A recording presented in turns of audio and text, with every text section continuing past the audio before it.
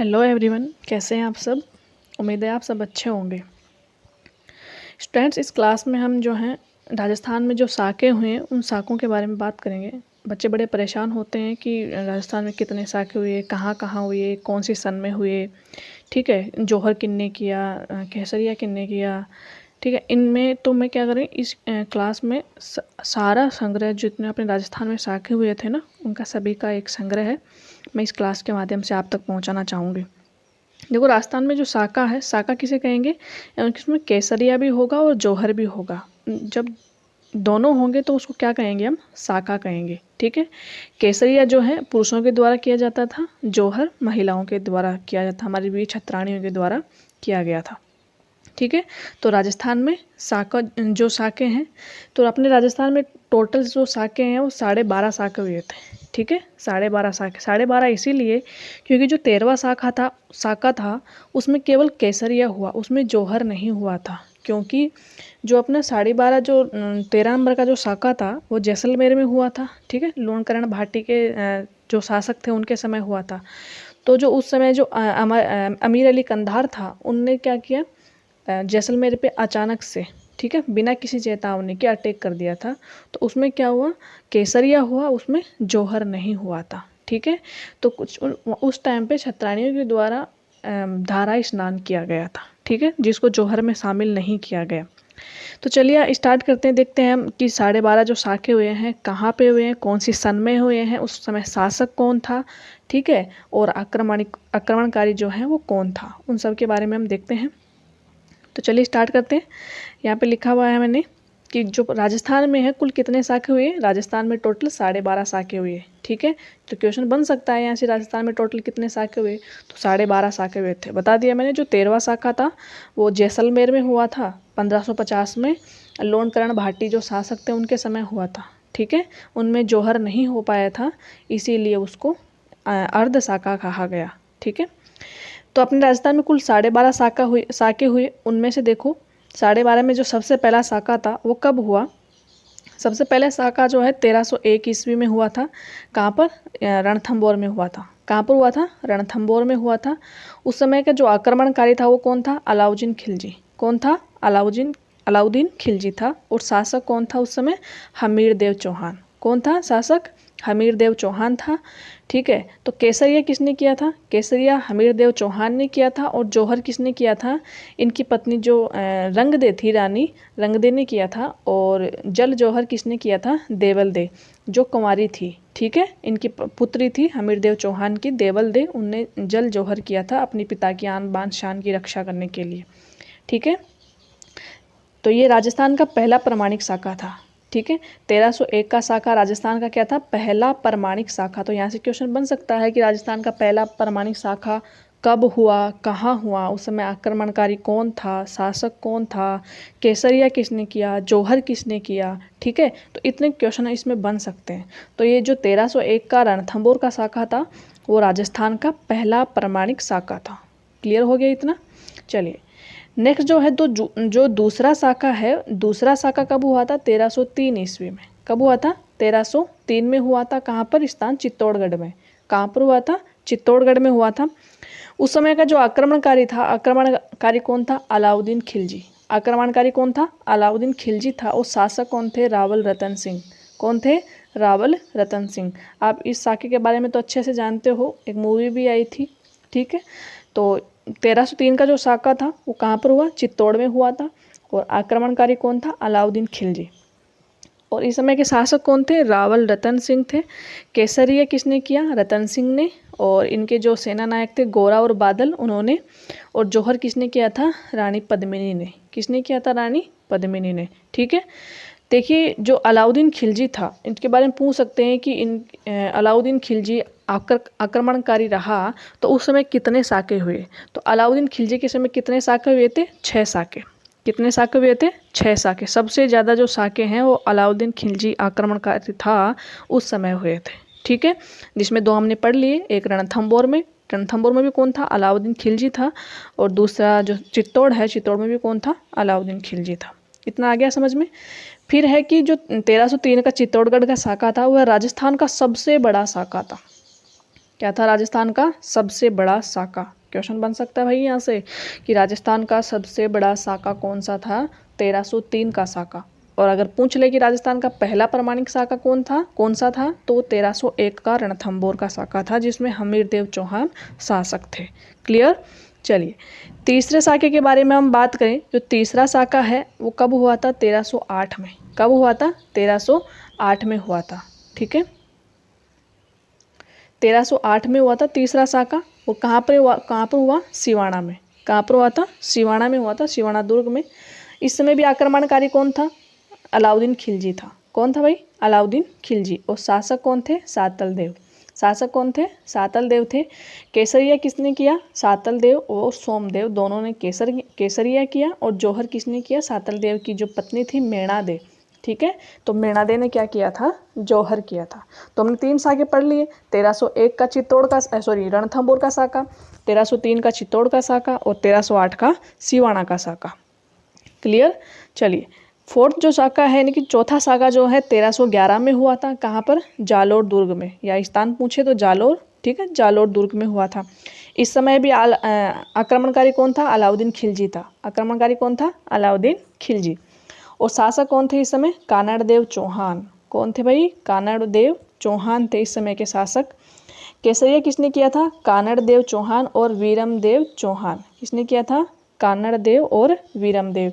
आपने वीरमदेव चौहान के बारे में तो पढ़ा ही होगा। वीरमदेव सोनग्रा। ठीक है, ये सोनग्रा चौहानों की एक शाखा थी, सोनग्रा चौहान। ठीक है, तो जो वीरमदेव सोनग्रा और कानड़देव जो इनके पिता थे, इनके बारे में एक ग्रंथ भी, इनके दोनों के बारे में अलग अलग ग्रंथ लिखा गया था। कानड़देव चौहान और वीरमदेव सोनग्रारी बात, ये किसने लिखा था? आप बताओगे कमेंट बॉक्स में।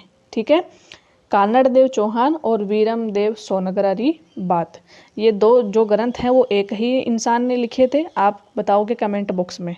वीरमदेव चौहान, ठीक है, ये वो महान योद्धा थे जिन्होंने क्या? अपने पिता की आन बान शान की रक्षा करने के लिए, ठीक है, अलाउद्दीन खिलजी की जो बेटी थी फिरोजा, उससे विवाह नहीं रचाया था। जबकि फिरोजा जो थी इनसे विवाह करना चाहती थी, लेकिन इन्होंने नहीं किया।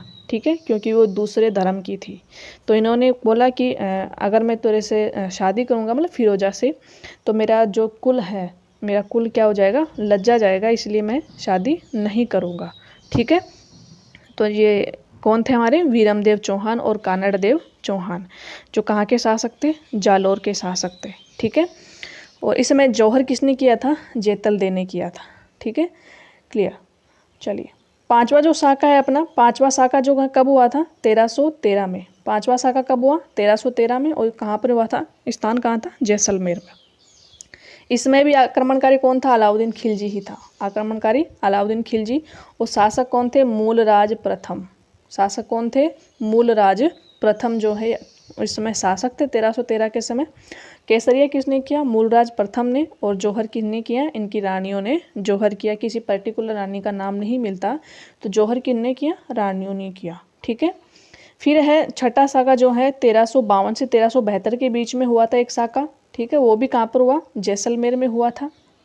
ठीक है, कहाँ पर हुआ? जैसलमेर में। इस समय जो आक्रमणकारी था, इस समय आक्रमणकारी कौन था भाई?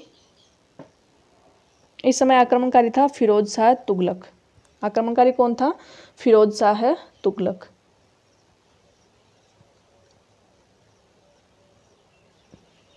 फिरोज शाह तुगलक थे। और शासक कौन थे? राव दूदा।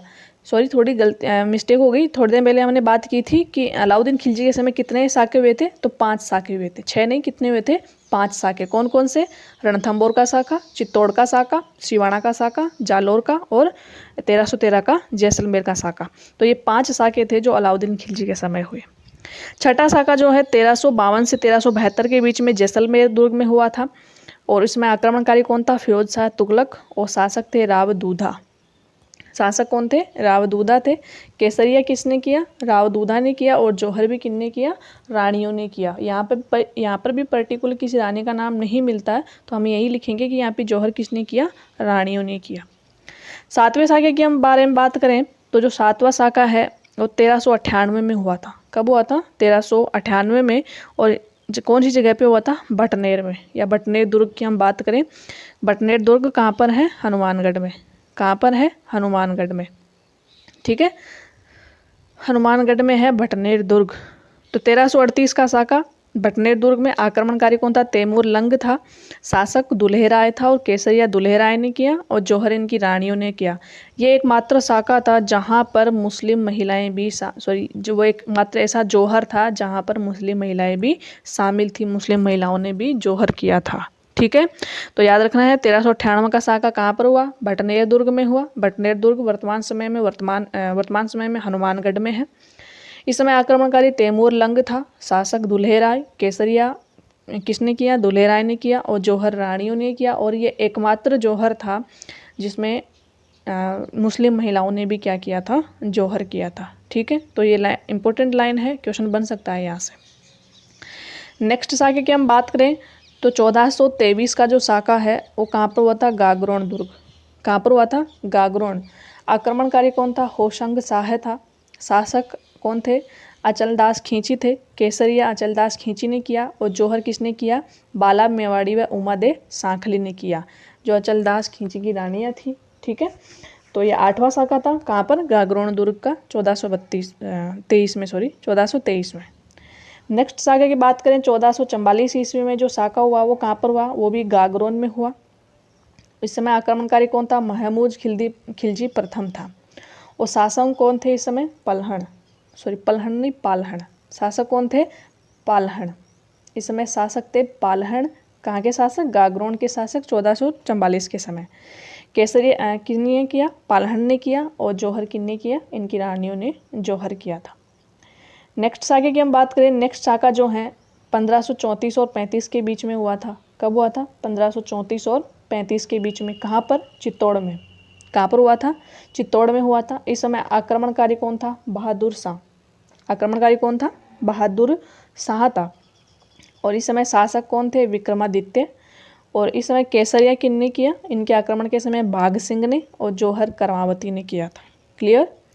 फिर है 11वां साका 1567-68 के बीच में हुआ था। कहाँ पर? चित्तौड़ में हुआ। आक्रमणकारी कौन थे इस समय? कौन था इस समय? अकबर। आक्रमणकारी कौन था इस समय? अकबर था। और इसमें शासक कौन थे? उदय सिंह द्वितीय। शासक कौन थे भाई? उदय सिंह द्वितीय थे। केसरिया जयमल और फत्ता ने किया। जयमल, फत्ता और कल्लाजी ने। जौहर किसने किया? जौहर किया फत्ता की पत्नी फूल कंवर और गुलाब कंवर ने। किसने किया? फत्ता की पत्नी फूल कंवर और गुलाब कंवर ने जौहर किया था। फिर है 12वां साका 1589 का 12वां साका था। वो कहाँ पर हुआ? सिवाना दुर्ग में हुआ। और इस समय आक्रमणकारी उदय सिंह था, जो अकबर का क्या था? सेनानायक था उदय सिंह। और शासक कौन थे? कल्ला राय मलोत थे। केसरिया भी कल्ला राय मलोत ने किया, और जौहर इनकी जो पत्नी थी भान कंवर ने क्या किया? जौहर किया। फिर है 13वें साके की हम बात करें, 13वां एक्चुअल में उसको हम 12.5 ही कहेंगे। ठीक है, जो 13वां साका था वो 1585 ईस्वी में हुआ था। कहाँ पर? जैसलमेर में हुआ। इस समय जो आक्रमणकारी अमीर अली कंधार था, ठीक है, काबुल का। और शासक लोणकरण भाटी थे। केसरिया भी लोणकरण भाटी ने किया। इस समय जौहर नहीं हुआ। जौहर क्यों नहीं हुआ? मैंने पहले ही बताया।